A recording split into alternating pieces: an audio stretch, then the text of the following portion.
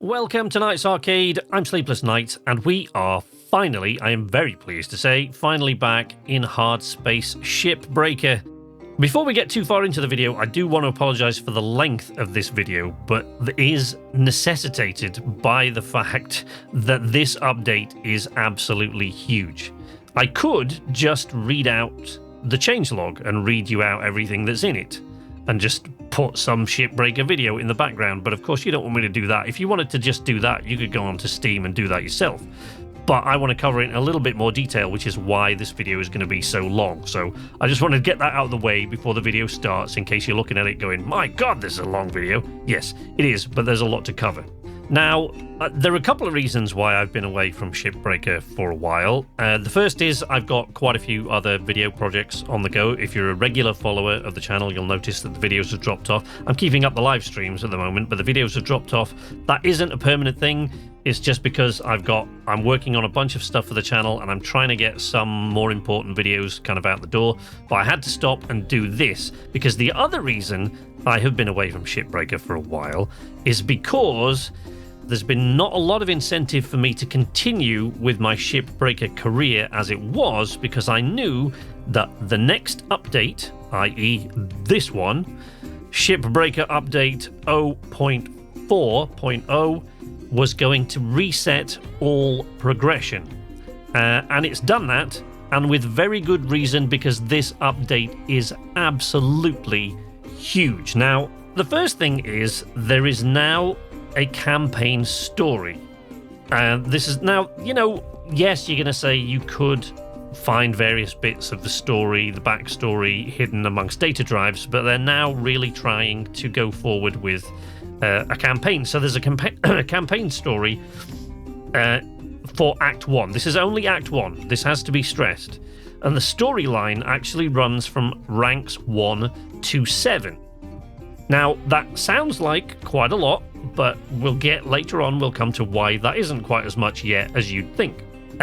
Because this is going to includes 4 characters now. So there are 4 new characters, but there are 3 new cutters. So you've got Weaver, the same as you had before, and he's going to run you through an entirely new training schedule. It's going to take a lot longer to do, and it's going to take a little bit while longer to unlock tools. But in the meantime, you will also now be able to speak to other characters. So you've got workmates now that you can chat to over the radio that are at other stations. So you can chat to the other crew, and they'll talk about going out for a beer. They'll talk about things that have happened to them. And this is Act 1 of the story, which is coming and will be slowly unpacked. The new revised opening of the game also goes through what's pretty much a commercial for the Lynx Corporation, trying to sell you on the idea of being a cutter. Weirdly, it's actually the ad that they put in is almost inspiring. I say almost because regrettably it does, or well, happily I guess for the purpose of the game, it does rather strongly reinforce the dystopian backdrop that we all know is already there in Shipbreaker if you're already familiar with the game. It refers to death as a learning experience and stuff like that. They've definitely improved the humour, although it is quite dark. And when you pass through and you join what they've now termed the Everwork program, which is where you're cloned and you're basically not allowed to die, which ends with it saying, "Congratulations, it is now safe to die," which I absolutely love. Now, of course, the debt is still there. So if you remember before, we've been over this before. If you're familiar with Shipbreaker, you know that the object in the background there is to work off the $1 billion debt incurred from what we were told before, just for the purposes of getting you up there. So getting you up there to Morrigan Station to work, to Station 42 to do this job, and outfitting you and training you costs so much money, it's going to take you a long time to pay it off, which is 1 billion credits. Now, that, not only is that debt still there, but it's firstly increased to 1.25 billion credits. But if, as by way of making you feel a little bit better about it, somehow, what they've done is they've now given you a breakdown of that big number. So there is now a breakdown in the opening of the game as to why that has all cost so much and where all that money has gone and what they've spent it on. So I love that. I think that's really, really nice that they're adding these little details.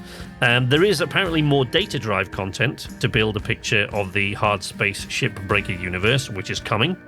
There has also been now a work order system revamp. So they've replaced the work orders with a salvage indicator bar, which I wasn't that sure about because I really, really enjoyed the work orders. I loved going out there and going, all right, we need 3 computer terminals, we need 15 passenger seats, all these sort of things, and banging those out. And that was great. But the behavior of work orders, just doing your work orders and getting back inside the hab, of course, as most of you will know who play this game, particularly with the weekly race coming along, has led to this decision, because so many of us were just doing the work orders and getting back in the hab. So they're trying to discourage that now. So they're trying to encourage this using the whole buffalo that they've talked about many times before. And so the whole buffalo salvage idea is what they're trying to encourage. So in line with that, they've done away with the work orders now, and now you have this salvage indicator, which has several levels on that you kind of try to hit to earn mastery points. So the salvage goals, they provide additional mastery points and link token bonuses for especially proficient cutters, which I actually kind of like. There's a certification revamp. Now, the most important thing, as I talked about before, that the new storyline, Act 1 of the storyline, runs from ranks 1 to 7. Now, that seems like a long time, as there were initially only 10 ranks. But there are now 30. How quickly we'll go through them, I don't know. I got from rank 1 to... what did I do? Rank 1 to 5 in the course of what I was doing there. The previous versions of this, by the way, can still be played on the archive Steam branch version 0.3.1 if you wish to do that. Why you would wish to do that, I don't know, but some people might actually need to. I love the things that they've the little bits and pieces that you've added, like when you leave the hab now, there's actually an airlock cycle noise, which I love. Although one of the only complaint that I have about this update so far, and it's a very small one, is that they've done away with the cutter flash noise. So the little flash, you would get not only a visual cue, but you get an audio cue when you burn through a cut point. But where it used to flash, you used to get the flash noise, which I actually really liked, the audio feedback as well as visual. That's now gone. The game overall actually seems to be more well optimized.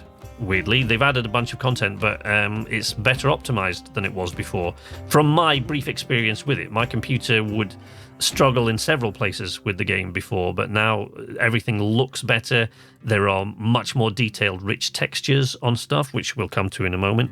One of the things is that they've improved early game ship variety. So the mackerels, you're familiar with the fact that the later ships, of course, the geckos and the javelins would have a greater deal of variety than the mackerels. So they've now added a lot more variety to the mackerels, and they've made the differences between light cargo and heavy cargo and station hopper more distinct, but they've also added a new exolab science mackerel.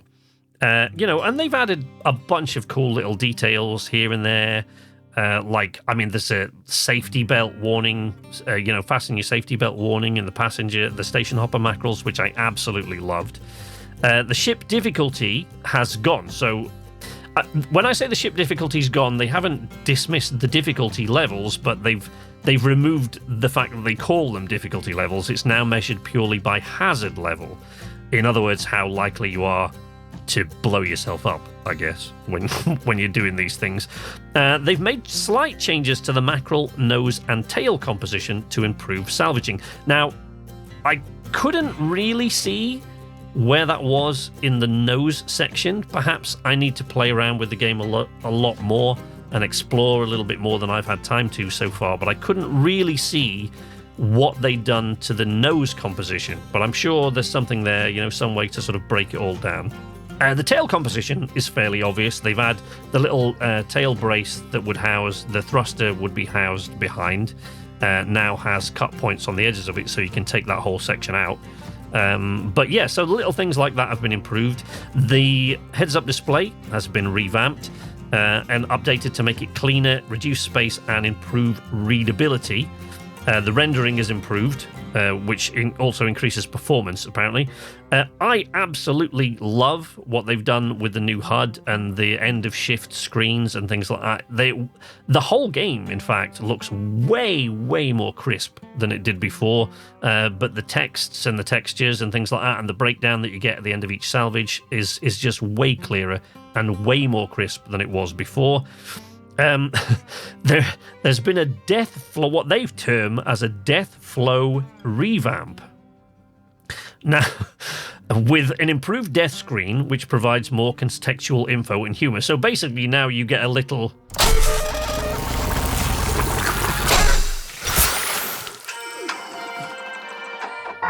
I guess like a slip, like a you messed up slip. Right, so which tells you what you did wrong and basically gives you a bit of a slap on the wrist. It's like a warning notice that they send you going, oi, you died. Try not to do that again because it's costing you money. So yeah, that's interesting and has added quite a lot of humour to it. New vocalizations for all elemental damages has intensified. Now, you know, basically louder, more expressive grunts. And a wider variety of them when you hurt yourself is all that seems to mean from what I was looking around. 10 new stickers if you're into sticking things all over your cutter and your grapple. There's a bunch of new stickers to reflect a lot of the new things that they've added to the game. Some of them do, some of them are actually just stickers that they've added for things that were there before, but now there's more encouragement to do them. Like salvaging, you know, things that you wouldn't salvage before, and new things that are in there that can be salvaged. Little bits, like I found one cargo mackerel, it's actually got rocks in it, so there are asteroid chunks floating around and you can just fling them into the furnace and you get reimbursed for those now. The grapple strength has improved. The baseline strength has been increased apparently from 1,000 kilograms to 3,000 kilograms, and the strength upgrades have also increased. Now, if you've been used to the game the way it was before, you might think, why have they done that? But when you go through the new training regime, the new training program, and the new tutorials with Weaver and the other crew members now, who will come on the radio and speak to you, you will quickly realize why it has been necessary to increase that, because the tethers, which you got really very, very early on, before in the training, it was one of the first things Weaver told you about. Tethers are your friend, he was keen on saying. Now you won't actually get those until I think about rank 4. So you won't get those at all until rank 4, but you will be pulling apart mackerels the same as you have before, but without tethers for the first 4 ranks. So consequently, it's been necessary to increase the strength of the grapple so that you can actually pull those big panels away and blast them into the furnace or the processor or whatever. So you'll notice that. There's a thing here that says tether intersection allowance time increased. Should allow daisy chaining more often without breaking, right? So what I assume that means, I did try to test it out, but the problem is it's been long enough since I played. It's been quite a few weeks, a couple of months actually, since I played Shipbreaker, because I knew the progression reset was coming. I've got nothing really to compare it to, and I didn't really have the time to go back and play some of the earlier versions or look at some of my videos and things like that. But I assume that what this means is that when something crosses your tether and your tether goes red, that sort of breaking strain, which that's what they're calling the intersection allowance time. So how long it takes before that red tether just breaks, which presumably is what they mean by allowing daisy chaining more often without breaking, which seems a good thing. Some models and textures improved. Most notably the jacks, including the Master Jack, all the jacks, but including the Master Jack. Things like what they're now calling the kiosk, they used to just go back to the Master Jack, the little terminal there where you buy your oxygen. There's dust and dirt all over them. The new little lights, they've improved on the ends of the jacks there, and you've got like those little dust motes that you can see floating around inside the beam of light there, which is awesome. Little handles and different wear and tear that you can see on it now, rust and paint chips which have flaked off and things. I think they're absolutely great. I love everything about this game. Really seems to have improved dramatically, and I love it. Now, this one says thruster fuel canister. I don't know what that means, because they've just put thruster fuel canister. There were always thruster fuel canisters, if you recall. You could pick them up off walls. The only thing I noticed that was a little bit different is that I came across one that I couldn't pick up because it seemed to be damaged. So I don't know whether it means they've removed the thruster fuel canisters and all of them now are damaged or can't be used, or whether some of them are, or whether it's something else. I honestly don't know, couldn't tell you, so I'm afraid don't have any more information on that. The utility keys and their attendant terminals have now been removed. Now, that's not strictly true. The consoles that denoted the terminals are actually still there. It's just that now they're just labelled as computer terminals. There don't appear to be any utility keys to flush out the fuel lines. I think they've all gone now, because the thing just says removed utility keys in the terminals that require them. One of the things I really love is, if I'm reading this right, I haven't come across any, and it seems to be right so far, but if I'm reading this right, they have removed the cut guards, which honestly, I could not be more grateful for, because I absolutely hated those things. So I think they were a terrible introduction when they brought them in.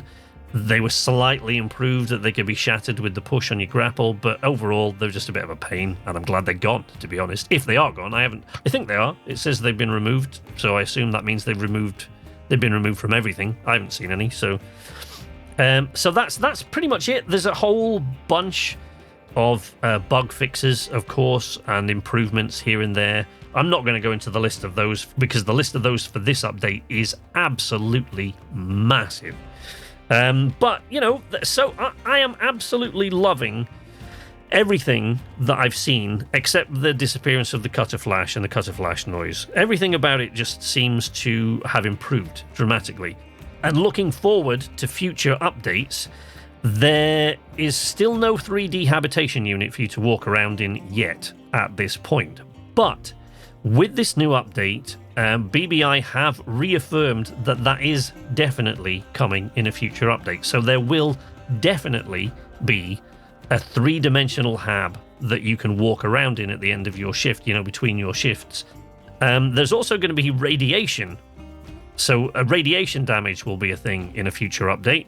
The aim of that apparently is to move away from the safety or death, this kind of binary, you're either alive or this thing damages you a little bit, but for the most part, if you cut something, you explode. I get the impression that what they're talking about is a kind of death that creeps up on you if you don't watch your rads, rather than being instantaneous. And I really like that idea. I'm surprised, actually, they didn't implement that from the beginning with the whole reactors that you've got to pull out. Because there are all sorts of little things as well that I've noticed on this. Little improvements that they haven't mentioned in here, like the atmospheric regulators. I came across an awful lot of atmospheric regulators that were now damaged and inoperable in some ships.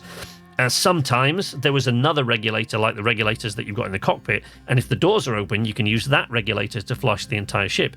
But if they're not, you have to find a workaround. So now, occasionally you're going to come across damaged atmospheric regulators, which will mean presumably finding other ways to flush the air, to flush the atmosphere from a ship, so that you don't get blown off into space towards the railgate or somewhere like that. They have also said that there may be further progression resets in the future. Now, I have no problem at all understanding why they've had to reset progression, and I have no problem with them resetting progression, to be honest. I absolutely love the fact that I've now got to start again. And, looking at the new training regime and stuff like that, and everything they've added, it's perfectly understandable why they cannot allow you to keep the progression that you'd made before. Apart from anything else, they've added another 20 certification levels, and presumably then, therefore, spaced out what you can obtain at what certification levels, but that needs a lot more sort of deep diving into. That is just basically to give you the rundown of everything that's in this update. I apologize that that's taken as long as it has.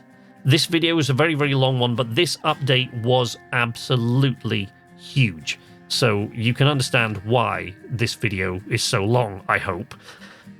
Unfortunately, because I do get this question a lot, unfortunately, there is still no word on a final release date for the game. Elliot Hudson has said that's still actually a moving target. I think it was Elliot Hudson that said that, but he said it's actually still the release date still seems to be a moving target at this point. So there's still no final release date, which also means, unfortunately, we are no closer at this point to knowing when console players can expect to join the Shipbreaker ranks. So I'm terribly sorry about that. I will bring you more information on console releases and the final release date when we have it. But, you know, we can expect more further huge updates in the future and possibly other progression resets. But that is it for this video. Thank you very much for joining me. You can follow me if this video was not enough of me for you. Of course. Why would it be? You can join me over on Twitter or Facebook, Patreon. You can join the Knights Arcade community in the Knights Arcade Discord server. But if you don't want to do any of those things and you like this video, just leave a like, subscribe if you're not already subscribed and you want to see more from me in the future. There will certainly be a lot more Shipbreaker content. Hopefully, at some point, I have a GoFundMe now open for a new PC, so hopefully I'll get to the point where I have a PC powerful enough to stream Shipbreaker as well as playing it, and I'll put some on the streams. But in the meantime, there will be videos. Ring the notification bell if you want to be notified whenever I post new updates. But that's it from me. Until next time, from Knights Arcade, this is Silly Plus Knight saying nighty-night.